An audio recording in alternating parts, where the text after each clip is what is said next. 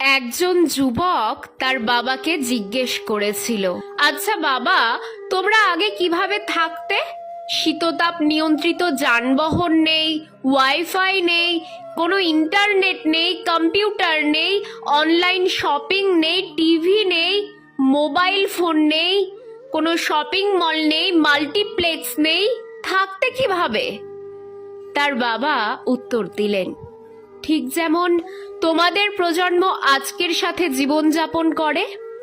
প্রার্থনা নেই, সমবেদনা নেই, সম্মান নেই, কোনো শ্রদ্ধাবোধ নেই, কোনো চরিত্র নেই, লজ্জা নেই, বিনয় নেই, সময় পরিকল্পনা নেই, খেলাধুলো নেই, লেখাপড়া নেই। আমরা যারা 1940 থেকে 1980 সালের মধ্যে জন্মগ্রহণ করেছি তারাই ধন্য। আমাদের জীবন একটি জীবন্ত প্রমাণ। স্কুলের পর আমরা সন্ধ্যা পর্যন্ত খেলতাম। আমরা কখনো টিভি দেখিনি। আমাদের প্রকৃত বন্ধুদের সাথে খেলতাম, ইন্টারনেট বন্ধুদের সাথে নয়। আমরা যদি কখনো তৃষ্ণার্ত অনুভব করি, আমরা বোতলের জল নয়, কলের জল পান করি। আমরা কখনোই অসুস্থ হইনি, যদিও আমরা 4 বন্ধুর সাথে 1 গ্লাস থেকেই জুস শেয়ার করতাম। আমাদের কখনোই ওজন বাড়েনি, যদিও আমরা প্রতিদিন প্রচুর ভাত খেতাম। খালি পায়ে ঘোরাঘুরি করেও আমাদের পায়ের কিছুই হয়নি।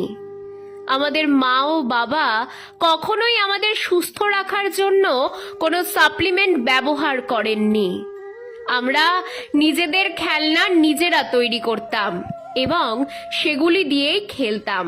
আমাদের বাবা মা ধনী ছিলেন না, তারা আমাদের ভালোবাসা দিয়েছেন, পার্থিব উপকরণ নয়। আমাদের কখনোই cellphone, DVD, play station, Xbox, video game, ব্যক্তিগত কম্পিউটার, ইন্টারনেট চ্যাট ছিল না।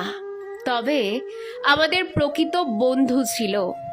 আমরা আমাদের বন্ধুদের বাড়িতে বিনা আমন্ত্রণে যেতাম এবং তাদের সাথে খাবার উপভোগ করেছি। আমরা হয়তো সাদা কালো ফটোতে ছিলাম, কিন্তু সেই ফটোগুলিতে রঙিন স্মৃতি খুঁজে পেতাম।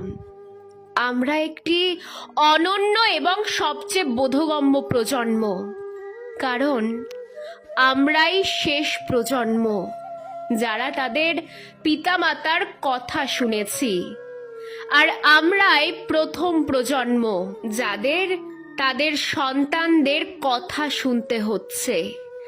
আমরা একটি সীমিত সংস্করণ, যা আর হয়তো খুঁজে পাবে না।